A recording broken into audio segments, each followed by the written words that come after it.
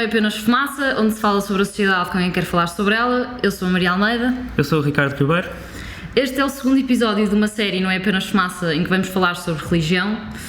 Hoje temos como convidada a Farah Nass, que é Chavji, investigadora associada no Centro de Estudos Internacionais no ISCTE, professora e doutorada em Estudos Islâmicos pela Universidade de Cambridge, tradutora de obras académicas sobre o Islão e cronista no Público, Expresso e Visão. Bem-vinda. Obrigada. No Dicionário do Islão, de Azim Nanji, na definição da palavra Islão lê-se: a palavra deriva da raiz arábica salam, que também sugere paz, e por isso Islão significa para os muçulmanos um ideal que se conforma à vontade divina, originando paz e equilíbrio. É isto, o Islão? Supostamente deveria ser isto. Salam, Islão vem de facto da submissão à religião da paz. E é assim que ela é fundada,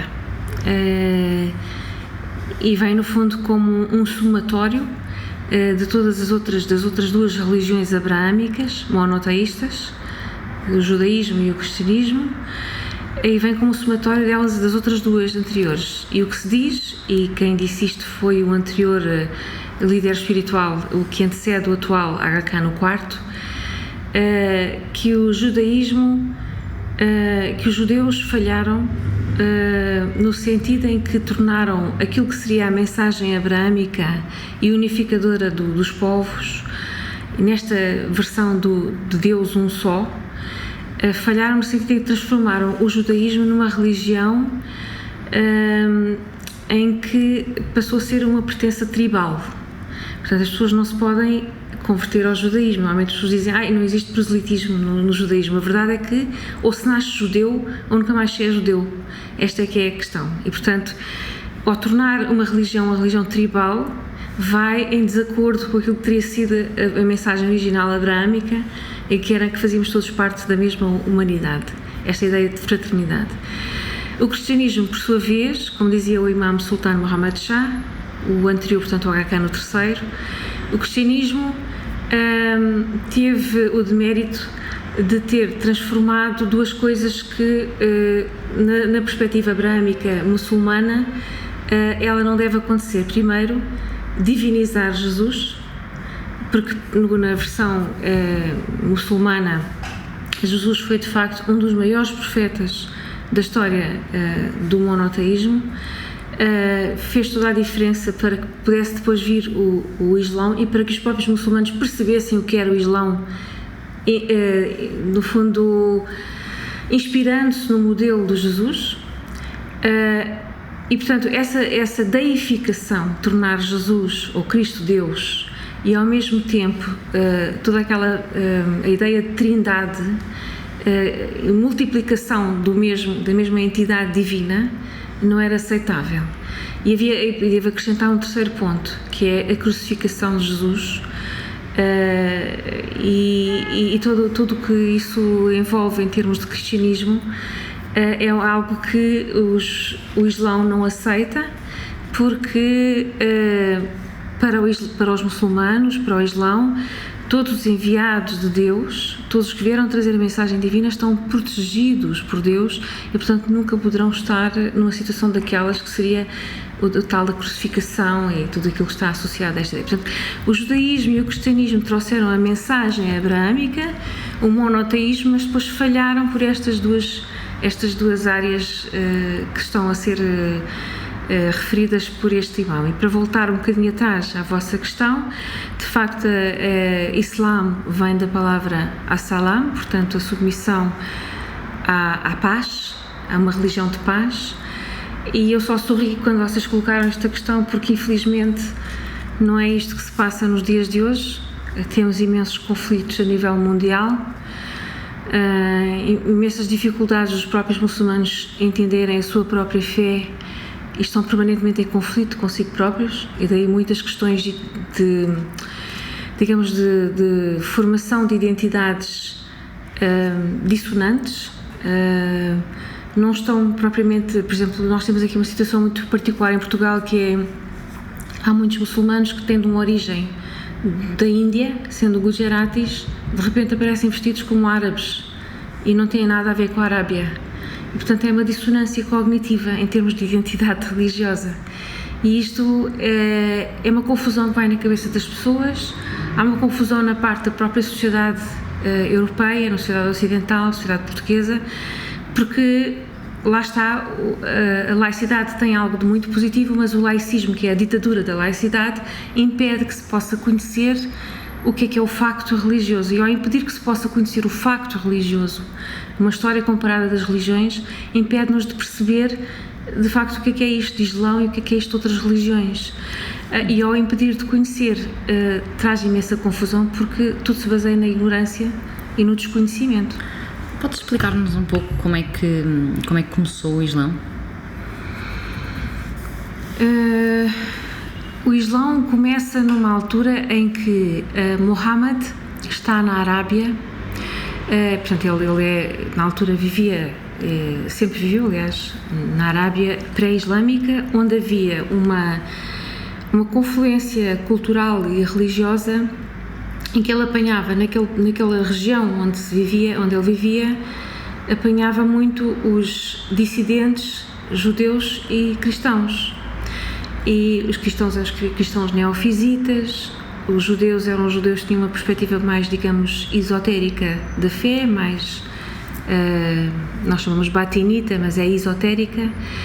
E, portanto, ele estava, sendo mercador, estava permanentemente em contacto com estas pessoas e tinha um particular interesse e uma particular motivação para esta descoberta do fenómeno religioso. Viveu uma vida longa contactando, porque a vida mercantil era de contacto com os outros povos, e portanto ele ouvia falar desta versão do Deus de Abraão, e que trazia uma mensagem particular, e esse fascínio dele fê-lo dedicar-se à meditação, à busca, ao conhecimento, à conversa com os outros.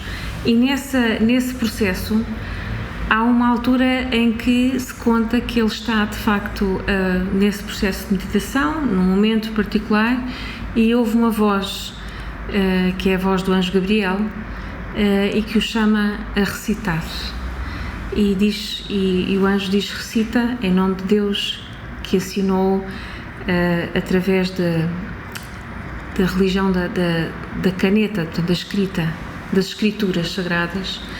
E ele diz: eu não sei recitar. Há quem diga que ele diz: eu não sei ler. É controversa esta questão, mas a verdade é que a mesma palavra para ler é a mesma palavra que se diz para ler em árabe, é a mesma que se diz para recitar. E de facto Muhammad sabia ler e escrever porque era um mercador que passava faturas. E portanto o que se passa nesta circunstância é que ele diz: eu não sei recitar. E é aí que está verdadeiramente um milagre, porque ele tem que transmitir alguma coisa à humanidade que ele próprio desconhece e que é uma novidade para os povos que o estavam a ouvir. E não foi fácil a tarefa dele. Primeiro, ele próprio não conseguiu assumir que ele fosse de facto o tal agente que teria que transmitir alguma coisa completamente inovadora. E nessa dúvida ele foi falar com a mulher com quem ele era casado, uma senhora mais velha do que ele, e eles tiveram quatro filhas, e não sei se teriam tido mais 1 ou 2 rapazes como filhos, e falou com o Bibi Khadija, uma senhora muito rica com quem ele tinha casado, e que era viúva também, e Bibi Khadija disse que ele tinha mesmo que aceitar que de facto aquilo que estava a passar era que ele estava a receber algo divino. E na dúvida Muhammad continua a dizer: eu não creio que seja eu este tal agente que tem que fazer essa transmissão profética. Ela diz: então vamos consultar o meu tio, que era um monge cristão, e foram consultar o tal monge cristão, que olhando para Muhammad disse: não, de facto tu és o mensageiro, és o último mensageiro de Deus, e portanto vens transmitir e tu trazes essa função contigo. E é assim que nasce todo este processo. O Deus que os muçulmanos acreditam é o mesmo Deus em que acreditam os judeus e que acreditam os cristãos? É o mesmo Deus. É o mesmo Deus. Normalmente as pessoas fazem imensa confusão porque dizem o Deus dos muçulmanos, Allah. Mas se vocês ouvirem os cristãos a rezarem na Arábia, aliás, há vários filmes que são feitos na Palestina e noutros sítios e que retratam situações de missas e orações, mesmo no Natal, se ouvirem as missas dentro das igrejas dos países árabes, os cristãos referem-se a Deus como Allah. E portanto não é um Deus diferente, é o mesmo Deus, é a forma de dizer que é outra expressão. O Reza Aslan, no livro No God But God, escreveu: poderíamos argumentar que o choque dos monoteísmos é inevitável e que é resultado do monoteísmo em si. Enquanto uma religião de vários deuses propõe vários mitos para descrever a condição humana, uma religião de um só Deus tende a ser monomítica. Não só rejeita todos os outros deuses, mas rejeita também todas as outras explicações para Deus. Só existe um Deus, então talvez só exista uma verdade. E isso pode levar a conflitos sangrentos e absolutismos irreconciliáveis. Será que uma religião monoteísta é por natureza menos tolerante? Eu não sei se concordo tanto com esta perspectiva de Reza Aslan, porque olhando para o Islão e para a mensagem corânica, o Alcorão diz, para já, uma das principais premissas do Alcorão é que não existe obrigatoriedade na religião. There is no compulsion in religion. Eu fixei esta frase porque aprendi a ler o Alcorão em inglês. E outra das expressões que diz é que Deus diz: se eu quisesse, ter-vos-ia feito uma só comunidade, mas quis antes que vocês fossem pertencentes a várias comunidades e diversos entre vós, homens e mulheres, e quis antes que vocês, na vossa diversidade, se conhecessem uns aos outros, e que nesse processo, e cada um dentro da sua própria interpretação da fé, pudessem exceder-se uns aos outros naquilo que é a taqwa, que é a conduta moral. E portanto isto é aquilo que se espera que qualquer crente faça, é através de uma interpretação diversa, diferente das outras todas, possa trazer algo de positivo para aquilo que é o bem comum. E portanto não existe nada de absolutamente totalitarista nesta mensagem. E portanto acho que essa perspectiva redutora do monoteísmo a ser uma coisa muito eclética e incapacitadora da existência ou da coexistência de outras fés é uma forma muito simplista de querer resolver problemas que não têm nada a ver com a religião. O Alcorão quer também dizer recitação, como tu já disseste aqui, e só passou da oralidade à escrita depois do profeta Muhammad ter falecido. Que implicações é que isso teve na interpretação do Alcorão? Tem muitas implicações. Vamos imaginar que eu estou aqui a falar convosco, e obviamente isto não é uma recitação, não é uma revelação divina, seria uma responsabilidade muito grande, mas que eu falo convosco agora, estamos em novembro de 2016, entretanto eu morro e isto fica assim no ar, não há nada, não há registro nenhum, e durante muito tempo o Ricardo e a Maria vão dizendo às pessoas: olha, a tal Faranaz disse isto, disse aquilo, disse aquilo outro, e a vossa memória também pode ser uma memória que não seja, como todas as nossas, fiel exatamente àquilo que se ouviu. Vamos registar umas coisas, esquecer outras, e ao passar isto de geração para geração, imaginem que chegamos 200 anos depois de mim, desta nossa conversa, e é uma altura que alguém diz assim: ouçam, isto está a começar a perder-se, e portanto é melhor nós começarmos a juntar as peças todas e vamos começar a escrever, vamos pôr isto por escrito, porque senão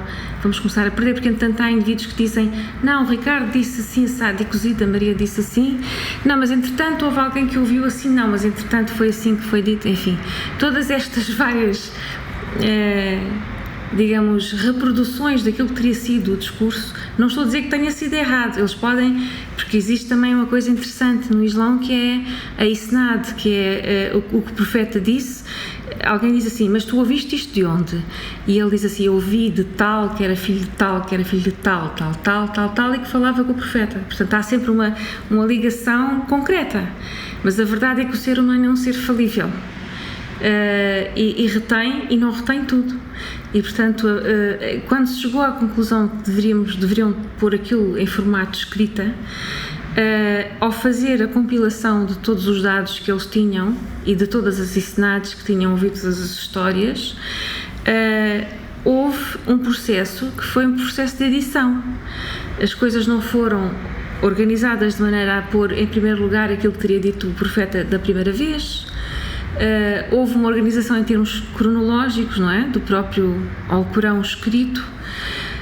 Houve inclusivamente situações em que foram abrogadas, foram suspensas partes do que o profeta teria dito porque achavam que se calhar não fazia sentido, e houve situações em que eles disseram, não, aqui onde se fala deste tipo de questão nós devemos pôr aquele tal versículo junto a este porque faz mais sentido.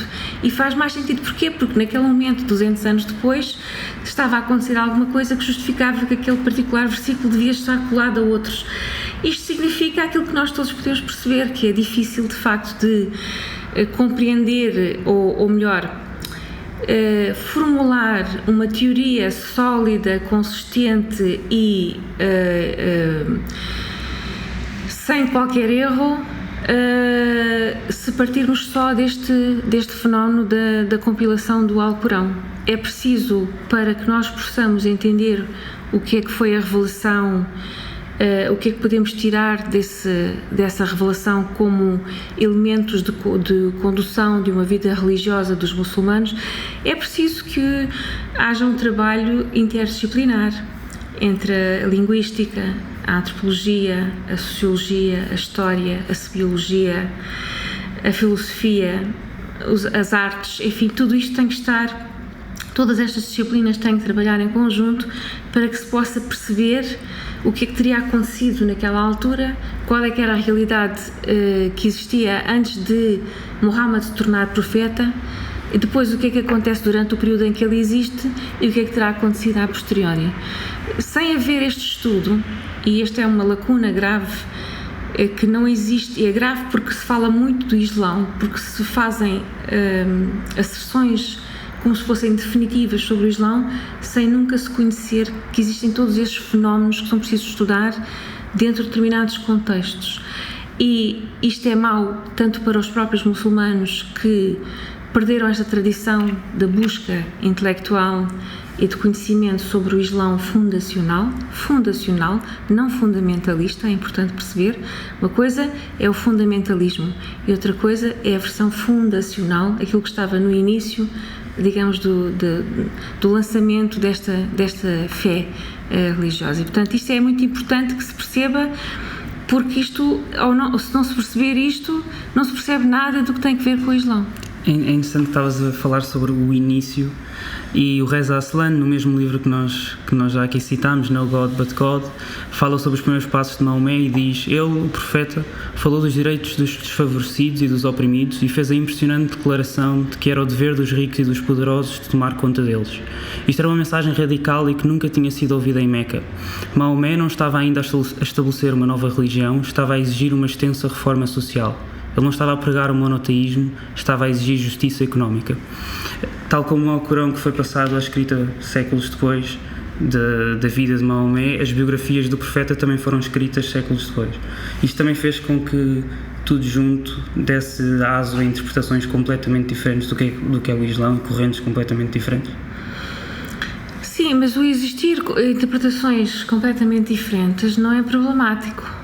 O que é problemático é quando essas interpretações completamente diferentes servem para propósitos políticos e servem para legitimar determinadas ações que são completamente distorcidas daquilo que teria sido a mensagem inicial do próprio Islão, que é esta vertente da paz, não é? Da construção de sociedades de paz.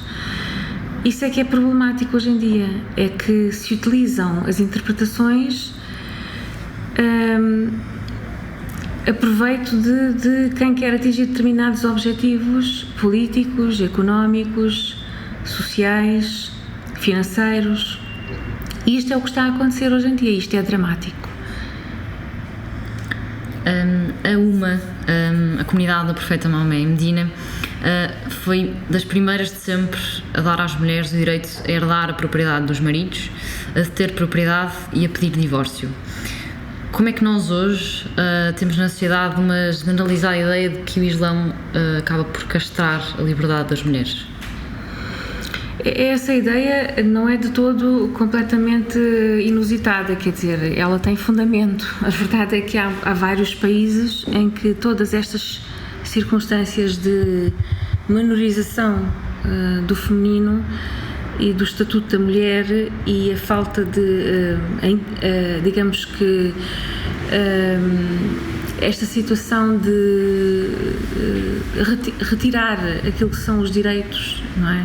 Esta palavra é um bocadinho forte, porque direitos são coisas muito modernas, não é? Nós temos que olhar para o tempo em que surge o Islão e perceber o que é que se passava na altura, que realidade é que era aquela, em que circunstâncias é que viviam as mulheres, os homens, os pobres, os ricos, os escravos, enfim. E hoje falamos de direitos como se fosse uma coisa que tivesse existido desde sempre, e não é verdade. Nós sabemos que a Carta dos Direitos foi criada há muitíssimo pouco tempo, em virtude de erros gravíssimos da nossa história contemporânea, não é? Mas não é de todo infundada essa observação, porque na realidade esta situação continua a existir. As mulheres são tratadas de forma diferenciada, mas é importante perceber que nós temos que assumir. Há uma frase que é crucial para se perceber tudo o que tem a ver com o Islão, e foi aquela que eu aprendi quando fui estudar o Islão, porque é uma coisa importante perceber: os muçulmanos são muçulmanos porque são muçulmanos porque são muçulmanos, não são muçulmanos e por isso têm que saber tudo sobre o Islão. Eu sou uma pessoa que sei porque fui estudar, fui formar-me nesta área, poderia não ser muçulmana e ter estudado, assim como vocês não são e têm todo o interesse em conhecer, e estão a fazer por aprender e estão a querer e a consegui-lo, não é? Mas no meu caso eu posso falar como estudiosa, quem sabe, e como alguém que pratica, e na verdade o que aparece, a frase que eu acho que é aquela que me ensinou de facto a olhar para fenómenos do Islão e das sociedades muçulmanas é aquela que um professor meu me disse, o professor Mohamed Arkoun, que faleceu há uns 10 anos atrás, que me ensinou a pensar sempre que há uma frase que diz assim: não existem sociedades islâmicas, existem sim sociedades afetadas pelo facto islâmico. Ou seja, o Islão, quando surge e vai tocando várias sociedades,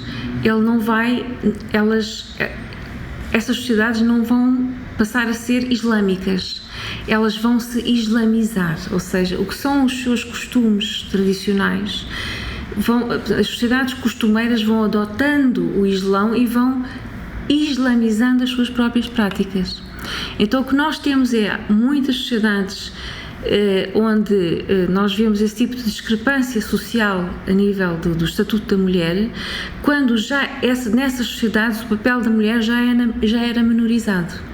E, portanto, o que se faz é, adota-se determinada interpretação do Islão ou determinados versículos do Alcorão para legitimar uma determinada ordem social. Normalmente são sociedades patrilineares, são sociedades dominadas pelo elemento masculino e, portanto, convém-lhes haver uma determinada interpretação da religião, do Islão, para legitimar determinadas práticas de menorização da mulher.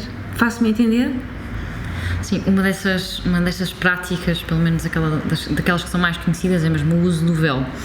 E a Leila Ahmed, num livro chamado Women and Gender in Islam, Historical Roots of a Modern Debate, escreveu que o uso do véu não está explicitamente prescrito em nenhuma parte do Alcorão. Os únicos versos que falam sobre a roupa das mulheres sugerem que as mulheres tapem as suas partes íntimas e coloquem um lenço por cima do peito.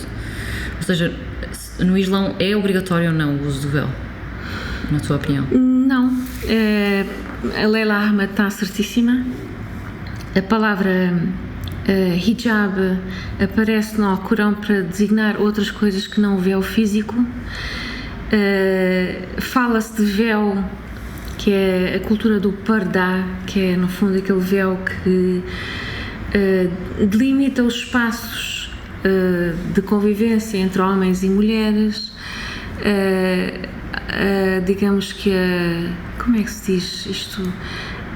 Algum comedimento nas relações entre homens e mulheres. No fundo são códigos de conduta social, mas não existe nada que obrigue as mulheres a usar algum tipo de véu físico, não é? Um lenço, como se usa hoje em dia, e se diz que isto é islâmico. Essa interpretação é incorreta. Mas o véu, é preciso perceber que o véu, conforme ele se usa e conforme algumas mulheres, uma série de mulheres usa em determinados contextos, tem que ver com a tal situação das sociedades costumeiras.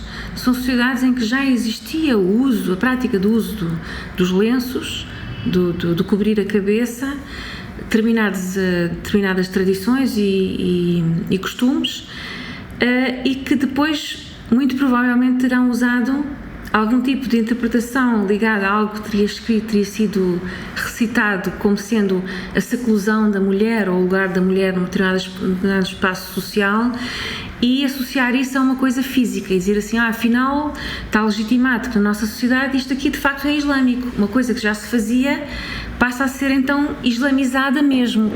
E portanto nesse sentido há essa prática, mas há uma grande confusão nos dias que correm e isto é uma coisa que eu acho preocupante, que é um problema de identidade. É tal coisa que eu vos dizia há bocado. Pessoas que nasceram em Moçambique, que nunca conheceram a Índia, mas que no fundo até do ponto de vista étnico, ou seja, do ponto de vista dos hábitos de comensalidade, de vestuário, etc., são muito mais indianos do que outra coisa qualquer, de repente arabizam-se e acham que têm que usar as mesmas vestes que os árabes usam, e às vezes reinventam inclusivamente o que é que deve ser aquilo que é uma coisa chamada ser-se islâmico, quando é muito difícil definir o que é dizer islâmico, não é? E portanto essa situação de dizer eu visto-me assim porque isto é islâmico, porque é o que a minha religião me diz, é incorreto, não é isso que a religião diz. Agora, se é uma opção da pessoa, acho que a pessoa tem que ser livre de escolher como quer aparecer.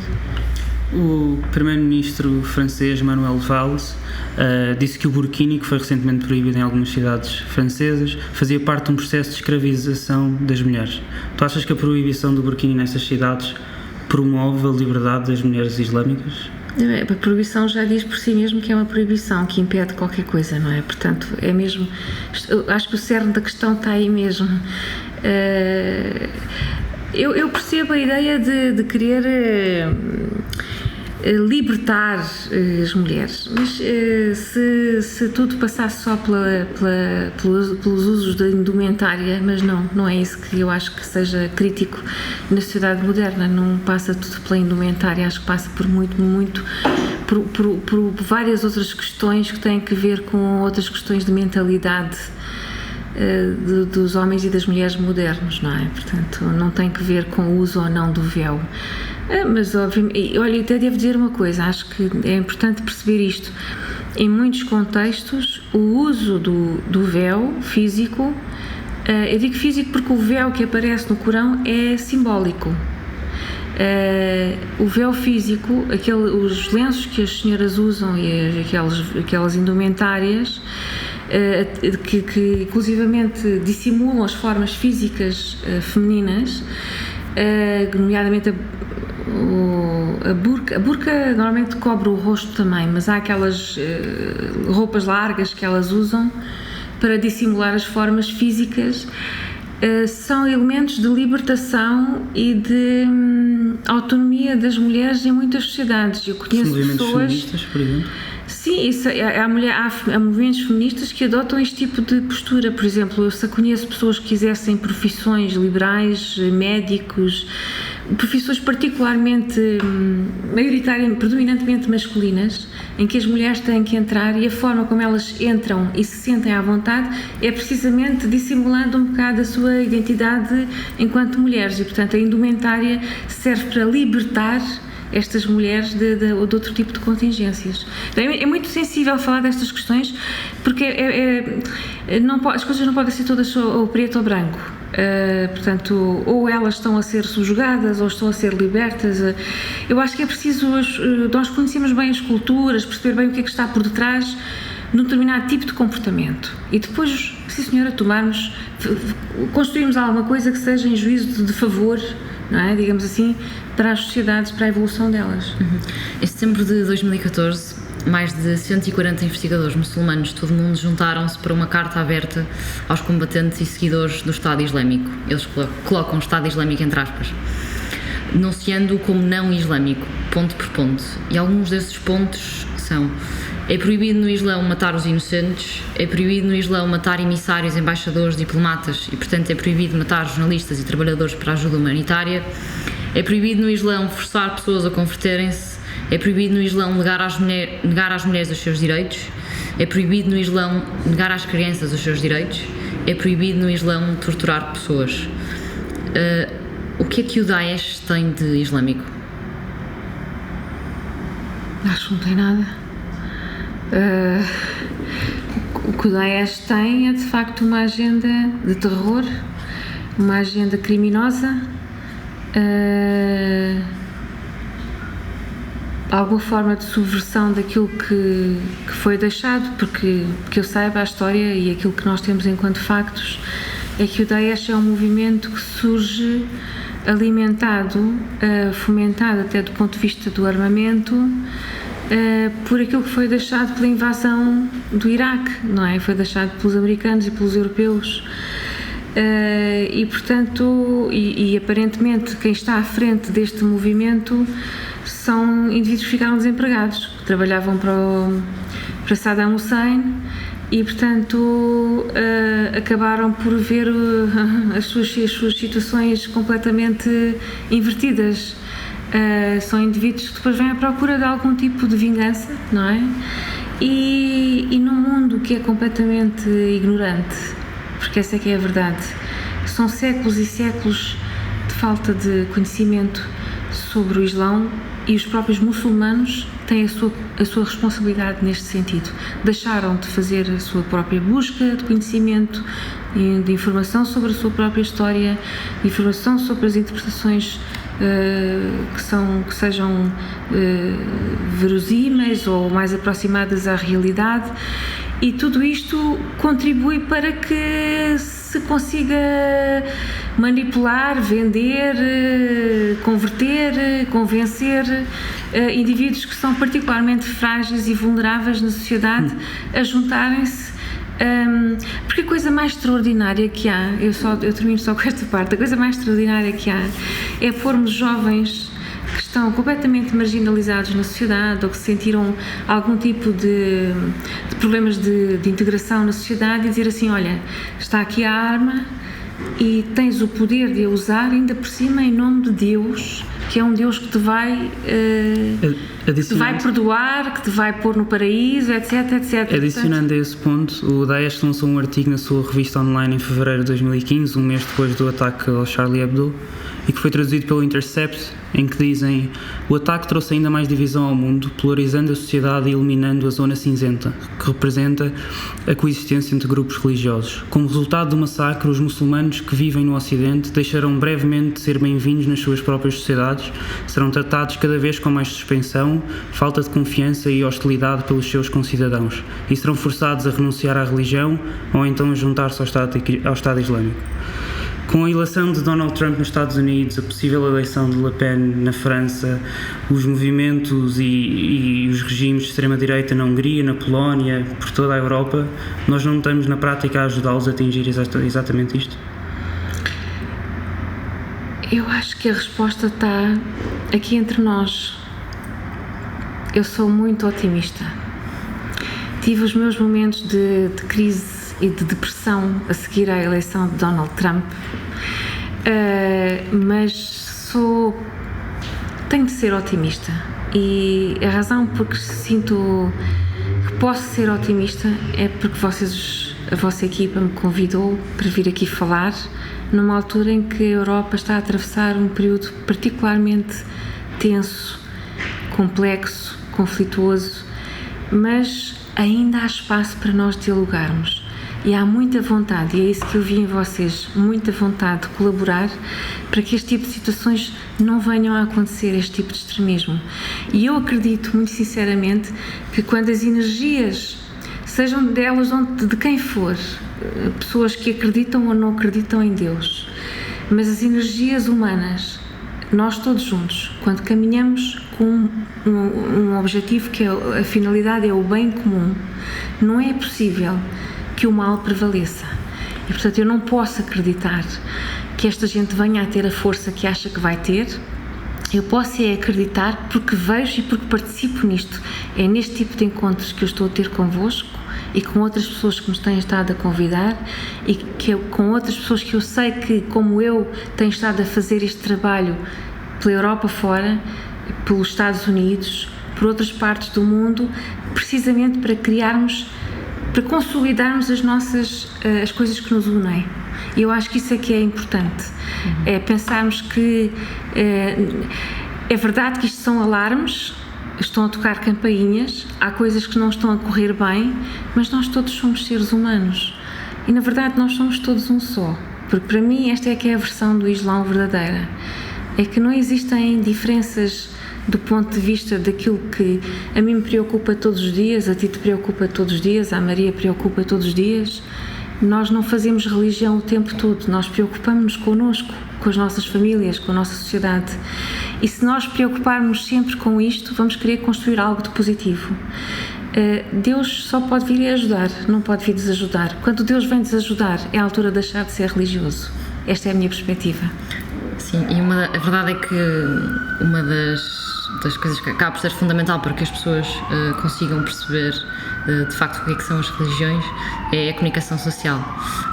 E o John Esposito, professor de Estudos Islâmicos na Universidade de Georgetown, numa palestra na Universidade do Kentucky, referiu um estudo que foi feito pela Media Tenor, uma empresa que monitoriza os principais meios de comunicação nos Estados Unidos e também na Europa.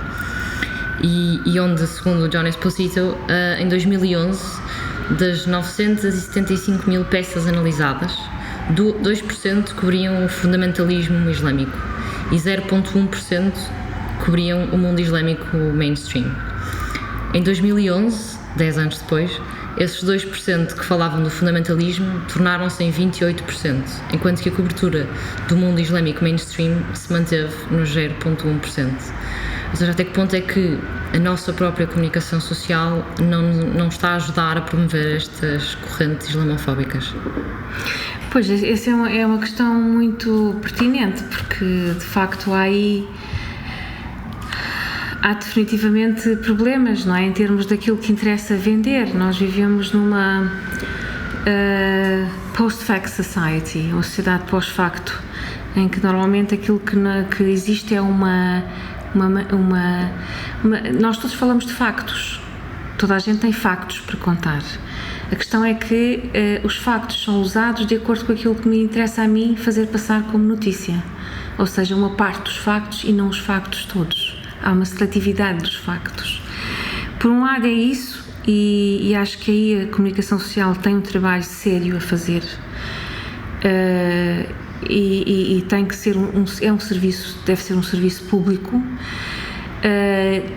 tem um papel crucial, digamos assim, na construção de sociedades que se entendam em vez de se desentenderem, e portanto devem cobrir. Eu costumo dizer às vezes que quando vou a conferências pergunto se alguém ouviu falar, por exemplo, e vou falar disto porque é a parte que eu conheço melhor, se alguém ouviu falar dos últimos acontecimentos dentro da Rede para o Desenvolvimento Aga Khan, daquilo que o Príncipe Aga Khan tem feito, nomeadamente a nível dos prémios de arquitetura, o que é que são os prémios, o que é que naqueles prémios existe de islâmico. Por exemplo, um dos prémios que recebeu este ano foi agraciado como sendo um prémio de arquitetura, foi a construção de latrinas. E eu pergunto o que é que existe de islâmico na construção de latrinas. Existe a elevação da condição de vida condigna de seres humanos que não tinham, que era uma coisa que para nós é básica, não é? E, portanto, eu pergunto às pessoas, quem é que ouviu falar na comunicação social deste tipo de eventos, deste tipo de acontecimentos, ou costuma até questionar se desse o mesmo tempo de antena, ou o mesmo tempo de cobertura a fenómenos, a situações positivas que se passam dentro do mundo muçulmano, àquilo que se passa de negativo, o mesmo tempo, vamos dizer assim, se dessem os mesmos 45 minutos ou 3 dias de cobertura àquilo que se passa de positivo, como dão àquilo que passa de negativo, será que nós teríamos as mesmas percepções sobre o Islão e sobre os muçulmanos? Essa é uma questão. A outra também é que nós temos aqui uma subversão da própria parte dos muçulmanos. Eu não me lembro exatamente do número certo, mas sei que o Alcorão tem cerca de 10 mil e tal passagens em que fala de Deus, e deve ter umas 200 e tal em que fala de Islão. Acontece que no mundo atual nós ouvimos falar muito mais do Islão do que de Deus, e os próprios muçulmanos fazem-no assim. E, portanto, há alguma coisa que está também a querer ser... Há uma manipulação disto tudo, há um problema que tem que ser equacionado.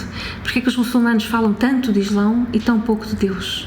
Porquê é que a comunicação social fala tanto do que é negativo e tão pouco daquilo que é positivo? Acho que é preciso pôr estas coisas todas na balança e começar a equacionar o que é que nós temos de fazer para, de facto, construirmos alguma coisa em que nós possamos entender-nos melhor uns aos outros. Estamos mesmo a chegar ao fim, temos uma última pergunta. Como é que tu vês a religião daqui a 100 anos? Essa é uma pergunta difícil. Eu não sei como, eu não consigo pensar daqui a 100 anos.